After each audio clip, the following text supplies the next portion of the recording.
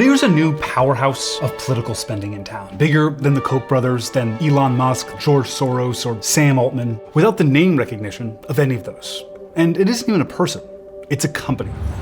Venture capital firm Andreessen Horowitz, or A16Z. By May, they'd already put $115.5 million into political spending. A16Z is led by Ben Horowitz and this guy, Marc Andreessen. You don't have any levels of introspection. Yes, zero, as little as possible. Andreessen is an investor, so we should examine his political spending like an investor. What does he hope to get as a return on this investment?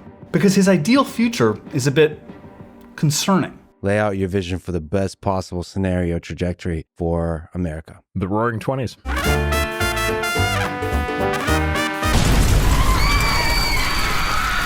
Which is, of course, a period immediately followed by a decade of economic depression and destitution. And he told us how he wants to build it in a now pretty famous blog post manifesto that lays out his bad guys, his good guys, and the ideal world he says he wants to build. His very own happy ending. Almost like a fairy tale. It's called the Techno-Optimist Manifesto, and it promises a future of abundance spurred by technology. And like any great fairy tale, it involves a battle between good and evil. Heroes and enemies. Really, there's literally a section called The Enemy. Those enemies include sustainability, stakeholder capitalism. That's when companies take into consideration everyone they affect, not just shareholders. Risk management, ethics, the limits of growth, collectivism. That's just when society works together and you care about other people. Social responsibility and safety. Andreessen says these enemies are ideas, not people. But they're all pro-people ideas, right? And we'll get to that. But then there are some enemies that we can all agree on. Corruption, regulatory capture, monopolies, cartels, playing God with everyone else's lives with total insulation from the consequences, speech control and thought control. I'm totally on board. That's big bad wolf stuff we can all agree should be vanquished by a knight in shining armor. But is Andreessen and the plan he outlines in this little fairy tale the knight we need? Can someone deeply linked to the modern privatized surveillance state really have a problem with using 1984 as an instruction manual? So let's start this fairy tale at the end. Oh, hi. Didn't see you there. Today, Marc Andreessen is a multi-billionaire with an immense amount of power beyond his wealth. He was just appointed to the Department of War's Defense Policy Board, a civilian committee intended to provide the DoW with recommendations on defense policy and national security issues. And it could be very profitable for him. His investment firm has a whole division called American Dynamism, dedicated largely to privatized war tech, what they call supporting the national interest. They invest in Hadrian, an AI-driven defense manufacturing company that automates American jobs, Anduril, an AI killing machine and surveillance company, SpaceX, Skydio, another surveillance drone company, and even everyone's favorite AI surveillance company, Flock.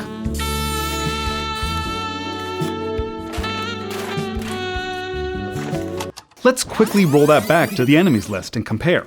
Corruption and regulatory capture? Andreessen's part of the body advising how much of your tax dollars are spent on companies he has ownership of, including Hadrian, which is a major investment of 1789 Capital, run by President Trump's son, Don Jr. Unelected and unaccountable, playing God with everyone else's lives? Andreessen is an unelected member of the government in a role where only the administration can fire him, while he privately invests in technology companies that are constantly trying to find ways into your life. Love to have 50 to 60,000 units deployed, which puts us on almost every single street corner in America. Perhaps this man that Andreessen funds is who Andreessen was talking about when he said the increasing use in plain sight of George Orwell's 1984 as instruction manual. How'd he get here? Let's flip back to the beginning of this fairy tale. The driving hero of Andreessen's fairy tale is technology. And he kind of has a point. The advancement of technology has made the world a better place. Irrigation, medicine, electricity, everything.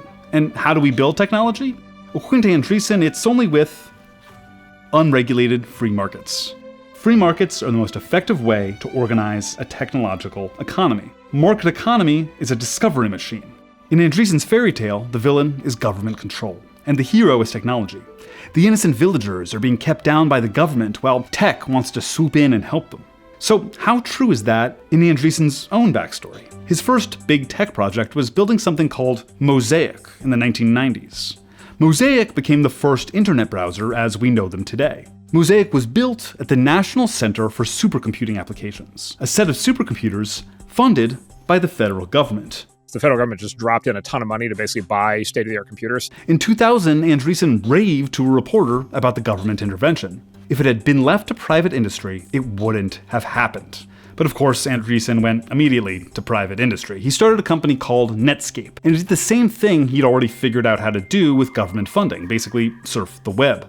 Netscape's official narrative says they use no code for Mosaic, but the team was built primarily with other Mosaic developers, and the early product even had Mosaic in the name. But there was a big bad wolf. Hello, I'm Bill Gates, chairman of Microsoft. Windows was the dominant operating system, so when Microsoft launched their own native web browser, Netscape was in big trouble. But luckily, there was a hero. The FTC and antitrust legislation. The federal government determined that Microsoft had unfair business practices, which was a major win for Netscape. Netscape was saved by the big anti-free market wolf that Andreessen says is stopping us from enjoying our happily ever after. But Netscape got their happily ever after. It sold to AOL, and Andreessen walked away with a huge payout. With all that cash, Andreessen started investing in other companies. And after a few years of privately investing his own money, he joined up with Ben Horowitz to start a venture capital firm, Andreessen Horowitz, or A16Z. Venture capital is a form of private equity that takes on investments in theoretically riskier, frontier, or otherwise unexplored industries and companies. The customers are institutional investors, banks, ultra-wealthy individuals, and large retirement funds. Your 401k or pension are likely, at least in part, invested in VC firms. Andreessen didn't invent venture capital, but he is the poster child of the business model. A16Z cites JP Morgan, not the bank, but like the actual guy, as their inspiration. Back in JP Morgan time, investing in new business was only available to the ultra-wealthy, meaning in effect, they were determining which new businesses, industries, and technologies were getting off the ground and which weren't. That tradition remains in modern VC. But the modern venture capital industry in part got so big thanks again to government intervention. In 1958, the Small Business Administration, a government entity, started a program that offered taxpayer-backed loans to private investment firms to encourage investment in newer, riskier businesses. This both built the capital of these firms and trained a generation of investors. None of that sounds like free markets to me. But they funded the future, right? That's the tale they tell. Sure, they were doing it to get super rich, but they were building things we all use. Back to the manifesto. Andreessen writes, "We believe markets are an inherently individualistic way to achieve superior collective outcomes." Meaning the tech industry, unrestricted, will build things that make a better world for everyone. Has that been true about Andreessen's most profitable ventures? His early investments are a mirror of Silicon Valley success. Facebook, Groupon, Skype, Twitter, Pinterest, Lyft, Airbnb, Coinbase. These are the companies that built our modern internet, and for the most part, were pretty successful. But the venture capital world measures success differently than you or I. Their definition of success is how big were the returns and how fast were the returns. You've seen us explain this about something like the Lyft and Uber model. Start out with a good, affordable product, wipe out the existing competition, then jack up prices and exploit workers as soon as you have near monopoly. How is any of that a positive collective outcome? Perhaps because we live in totally different worlds of the definition of positive. Back to the fairy tale. Productivity growth, powered by technology, is the main driver of economic growth and wage growth. People and capital are continuously free to do more important, valuable things than in the past. Yes, technology can make us more productive. Good tools make work easier, that's obvious. But where has the growth of technology owned and controlled by people like Andreessen really gotten us? This graph really kind of sums it up. It shows the trends of the labor share in America. Labor share is the percentage of the country's economic output that ends up in wages. The amount of money you get for every dollar you generate for the economy. Right now, it's the lowest since World War II. American workers are being more screwed right now than they have been for 80 years. And that decline worsened in step with the rise of the VC investing model. So yes, perhaps we will, as a nation, see economic growth. But will you see any of that? Andreessen's investments don't create opportunity for you, they take it. But luckily, Marc also has a solution. We believe that there is no material problem, whether created by nature or by technology, that cannot be solved with more technology. Tech solves the problems created by other tech. A16Z is invested in military drone tech and anti-military drone tech. A16Z is invested in AI that can create deepfakes and other scams, and identity verification and anti-deepfake tech. Again, like all good fairy tales, there's a moral. Andreessen even defines the meaning of life, and it's building technology. He says that while tech may remove choice from our lives as machines make decisions for us, it is made even by the freedom to create our lives that flows from the material abundance created by our use of machines. But realistically, where will that material abundance go? Andreessen wants you to think it's you, but it's not. We've seen that already. The abundance will only flow upward. The freedom is created by profiting off the tech. That's an opportunity you don't have. They say there will be choices, but they want to make them for you. And that's why Andreessen's political spending is so important. He's seizing even more influence than just being super rich affords. He, his firm, and their portfolio companies have been pouring money into Trump and RNC super PACs, crypto lobbying groups, and think tanks that work to influence policy covertly. And while we were producing this video, he was named to a task force in the Federal Reserve, guiding jobs and productivity policy.